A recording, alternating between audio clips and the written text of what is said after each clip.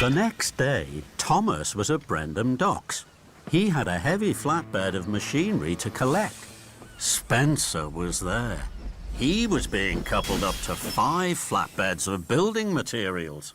Dear, oh dear, Thomas. It's just as well the Duke and Duchess don't have a tiny toy tank engine like you. The summer house would never be finished. What do you mean? I mean, Thomas, you just can't pull heavy loads. Thomas was upset, and so were the other engines. This time, Spncer had gone too far. Yes, I can. I can pull just as heavy loads as you. Yes, he can.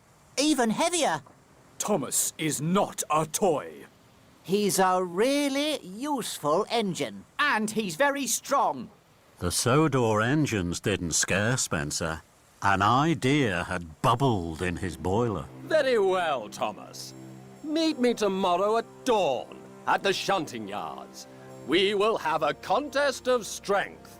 We will each pull a heavy load and we'll see who can pull it for longer and for further. Spncer slid slyly out of the docks. Suddenly, Thomas felt very worried. Bust my buffers. I can't do this. Spncer will win a contest of strength. The other engines saw that their friend was worried. You're the #1 engine on Sodor, and you'll show Spncer that Sodor engines are more special than he is. I know that because you're my best friend. Thomas looked at his best friend, Percy. Percy believed in him. I will meet Spncer at dawn, and I will win. Early the next morning, in the cold light of dawn, Thomas and his friends waited for Spncer. They could see a streak of silver engine puffing towards them.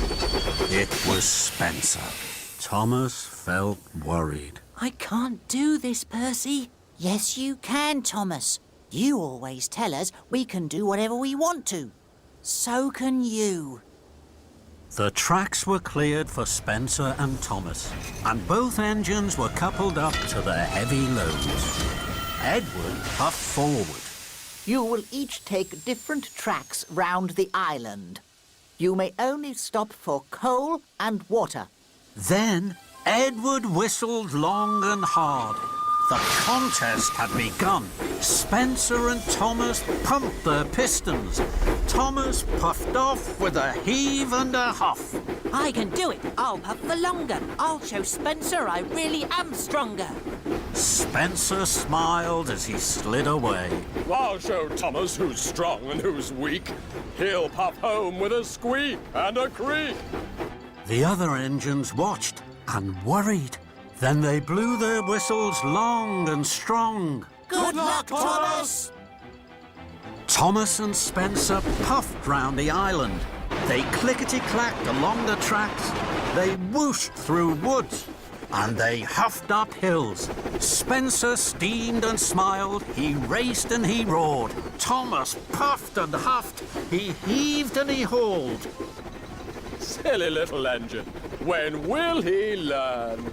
You can do whatever you want to, and I want to win. Thomas was huffing up a steep slope. He was puffing and panting, and his axles ached. At last, he reached the top. Hooray! I did it! Then there was trouble. There was a clang and a prang. Thomas gasped. Cinders and ashes! I've broken my brakes! Thomas's wheels started to whir and to wobble. He flew faster and faster down the hill. Oh, no! Oh, help! Thomas raced down one hill and rattled up the next. Help! I can't stop! Thomas's heavy trucks pushed him on and on through a junction where Spncer was waiting. Blistering boilers! And into some potato trucks. Potatoes bounced everywhere, but Thomas sped on. Into a flatbed of jam barrels. Sticky jam flew in the air and landed all over Thomas.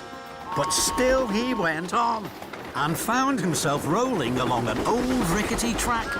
Ahead, Thomas could see a thick wall of bushes. Fenders and funnels! How can I stop?